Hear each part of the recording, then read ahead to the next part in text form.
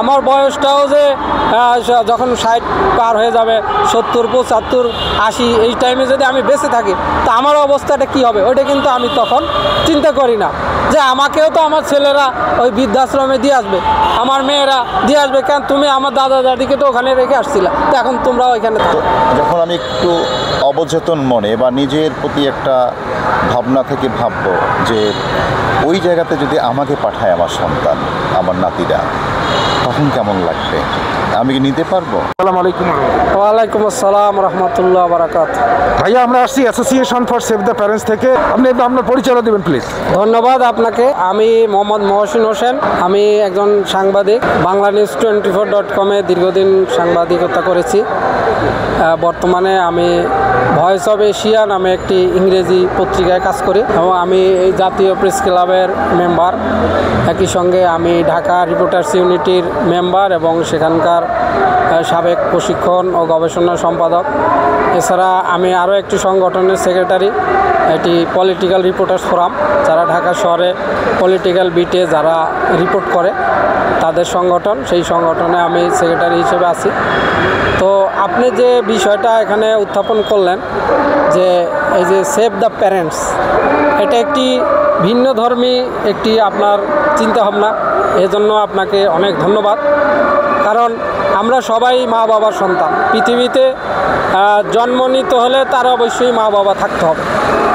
তো এই জিনিসটা আমরা যখন বড় হয়ে যাই, মানে আমরা যখন যুবক বা আমাদের বয়সটা যখন 60-এর পর্যন্ত থাকে, এই যে মধ্য বয়স যেটা আমাদের, এই সময়টা আমরা এই জিনিসটা ভুলে যাই। আসলে অনেকেই ভুলে যায় যে আমার জন্ম আমার মা বাবার মাধ্যমে পৃথিবীতে আমি এসেছি।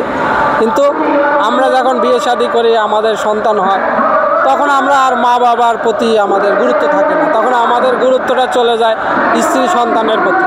কিন্তু আমাদের প্রথম প্রায়োরিটি থাকা উচিত ছিল পিতামাতা, কারণ যাদের মাধ্যমে আমরা দুনিয়া আসছি এবং এই মা বাবার মাধ্যমেই আমাদের কিন্তু আবার পরকালে যে আমাদের যে শান্তি, যা বেহেশত দোজখ যেটা আছে, তো মা বাবার যে খেদমত সেইটা যদি আমরা করতে পারি তাহলে কিন্তু আমরা পরকালেও একটা শান্তি পাবো। তো এইটা আমরা ভুলে গিয়ে আমরা দুনিয়ার মোহ, দুনিয়ার টাকা পয়সা, দুনিয়ার ধন দৌলত, বাড়ি গাড়ি, নারী, এইসব কারণে মা বাবাকে ভুলে যায়। তখন আমরা মনে করি যে মা বাবাকে বাসার ভিতরে রাখলে বোধহয় আমার স্ট্যাটাসটা আর ভালো থাকবে না, বৃদ্ধ মা বাবা, তো ওনাদেরকে আমরা ওই বৃদ্ধ নিবাসে দিয়ে আসি নিজের স্ট্যাটাস ঠিক রাখার জন্য। কিন্তু আমি যে আর কয়দিন পরে ওই জায়গায় চলে যাব, আমার বয়সটাও যে যখন 60 পার হয়ে যাবে, 70, 75, 80 এই টাইমে যদি আমি বেঁচে থাকি, তা আমার অবস্থাটা কী হবে ওইটা কিন্তু আমি তখন চিন্তা করি না। যে আমাকেও তো আমার ছেলেরা ওই বৃদ্ধাশ্রমে দিয়ে আসবে, আমার মেয়েরা দিয়ে আসবে, কেন তুমি আমার দাদা দাদিকে তো ওখানে রেখে আসছিলা, তো এখন তোমরাও ওইখানে থাকো। এই চিন্তাটা যদি আমরা আগে করতাম, আমার যখন বয়স, এখন মনে করেন আমার 50 বা 55 বয়স, তা আমার মা বাবা দুনিয়ায় নাই, আলহামদুলিল্লাহ ওনারা দুনিয়া থেকে বিদায় নিয়েছে। তো যদি ওনারা থাকতো, আমি মনে করতাম যে না, আমার তাদের খেদমত করা উচিত, বা আমি তাদের যতটুকু পারছি করেছি। কিন্তু আমার সকলের প্রতি আমার অনুরোধ থাকবে যে আপনারা মা বাবাকে বৃদ্ধাশ্রমে না রেখে আপনাদের বাসায় রাখেন, আপনাদের কেয়ারে রাখেন। কারণ হাদিসে আছে যে যাদের মা বাবা জীবিত থাকাকালে তাদের খেদমত করতে পারলো না এবং জান্নাত তারা নিতে পারলো না, মানে মা বাবার খেদমতের মধ্যেই জান্নাত নিহিত রয়েছে। তো এইটা যারা তাদের জন্য আল্লাহ রাসূল লানত দিয়েছে, এই জিনিসটা আমাদের ধর্মীয় দিক থেকেও চিন্তা করা উচিত এবং নিজের দিকটাও চিন্তা করা উচিত। আমি মনে করি পৃথিবীতে আমরা যাদের মা বাবা এখনও বেঁচে আছে, তাদের বয়স বেশি হোক কম হোক, তাদের কেয়ার রাখুন। তারা যেভাবে আপনাকে ছোটোকালে যেভাবে কেয়ার করেছে, কোলে পিঠে করে মানুষ করেছে, খাওয়াইছে, পড়াইছে, লেখাপড়া শিখাইছে, আপনাকে বড় চাকরি ব্যবসা যখন দিয়েছে, এটা তো মা বাবার তরফ থেকেই আসছে। সুতরাং তাদেরকে ভুলে যায় না, তাদেরকে আপনার মরার আগ পর্যন্ত তাদের খেদমত করেন, হ্যাঁ, এবং তাহলে মরার পরেও আপনারাও শান্তি পাবেন, তারাও শান্তি পাবে। তারাও মরার আগে আপনাদের জন্য দোয়া করে যাবে যে না, আমার ছেলে আমাকে খেদমত করেছে, এবং মরার পরে হয়তো আপনারাও শান্তি পাবেন, তারাও শান্তি পাবেন। তো সবার প্রতি আমার এই অনুরোধটা থাকবে। সবাই ভালো থাকুন, ধন্যবাদ। আচ্ছা, এই বৃদ্ধাশ্রমটাকে কিভাবে দেখেন আপনি বাংলাদেশে যে হচ্ছে? বৃদ্ধাশ্রম খুবই খারাপ একটা জিনিস। হ্যাঁ, যে বৃদ্ধাশ্রমে কাউকে না দেওয়া, আমি কাউকে দেওয়ার পক্ষে না। অন্তত যাদের ছেলে সন্তান আছে, ছেলে মেয়ে যাদের আছে তাদের কারণ বাসায় রাখে না, যাদের নাই তাদের এক কথা, যে ছেলে মেয়ে নাই এখন কেউ ওখানে দিয়ে আসছে একজনে নিয়ে, সেটা ঠিক আছে। কিন্তু যাদের মা বাবা আছে, তাদের ওখানে ছেলে মেয়ে আছে, তাদের ওখানে দেওয়া ঠিক না। আলহামদুলিল্লাহ, আপনি বৃদ্ধাশ্রমটাকে কিভাবে দেখেন? অ্যাসোসিয়েশন ফর সেভ দ্য প্যারেন্টসকে আন্তরিক ধন্যবাদ। আমি বৃদ্ধাশ্রমকে যেভাবে মূল্যায়ন করি, বৃদ্ধাশ্রম মানে হচ্ছে বৃদ্ধ বা বৃদ্ধাদের আশ্রম।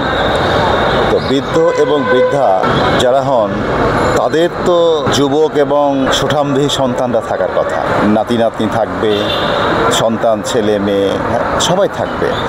তো সেই ক্ষেত্রে বৃদ্ধ হয়ে গেলে আশ্রমে দিতে হবে, এটা কি ভাবা যায়? এটা ভাবা উচিত। আজকে আমিও তো দিন দিন বৃদ্ধ হচ্ছি। তো যখন আমি দেখছি যে বৃদ্ধাশ্রমে বৃদ্ধ হয়ে গেলে আমি আমার বাবাকে, আমার দাদাকে, আমার চাচাকে, আমার ফুপু দাদিকে সবাইকে দিয়ে আসছি বৃদ্ধাশ্রমে, তো যখন আমি একটু অবচেতন মনে বা নিজের প্রতি একটা ভাবনা থেকে ভাববো যে ওই জায়গাতে যদি আমাকে পাঠায় আমার সন্তান, আমার নাতিরা, তখন কেমন লাগবে, আমি কি নিতে পারবো? তো সেই অনুভূতি থেকে আমি মনে করি বৃদ্ধদের এই আশ্রম নেহায়েতি, যে সমস্ত বৃদ্ধ এবং বৃদ্ধাদের কোনো প্রকার ওয়ারিশন নাই, রাষ্ট্রীয়ভাবে যদি কোনো বৃদ্ধ বৃদ্ধাদের জন্য সেবা শুশ্রূষার জন্য বন্দোবস্ত করা হয় বা সামাজিকভাবে, সেটি ভিন্ন কথা। কিন্তু সন্তান হিসেবে বা তার পূর্ববর্তী বা পরবর্তী প্রজন্মের ব্যক্তিরা তাদেরকে বৃদ্ধাশ্রমে দেবে, এটা হয় না, এটা যায় না, এটা কোনোভাবে এটা মেনে নেওয়া যায় না। আলহামদুলিল্লাহ, আলহামদুলিল্লাহ। প্রিয় দর্শক, দেশে এবং প্রবাসে যে যেখান থেকে আমাদের এই ভিডিওটা দেখছেন এবং ভবিষ্যতে দেখবেন, আমরা এখানে দুই বিশিষ্ট ব্যক্তির সাক্ষাৎকার নিলাম। আমরা আপনাদেরকে উদাহরণস্বরূপ বুঝাচ্ছি, বৃদ্ধাশ্রম যেই দেখ, যে ধরনের স্কলারেই দেখ, যে অজুহাত দিয়েই দেখ, বৃদ্ধাশ্রম এই দেশের জন্য কাম্য নয়। আমাদের আন্দোলন করা উচিত, প্রতিটা সন্তান তার মা বাবাকে নিজ গৃহে রাখবে।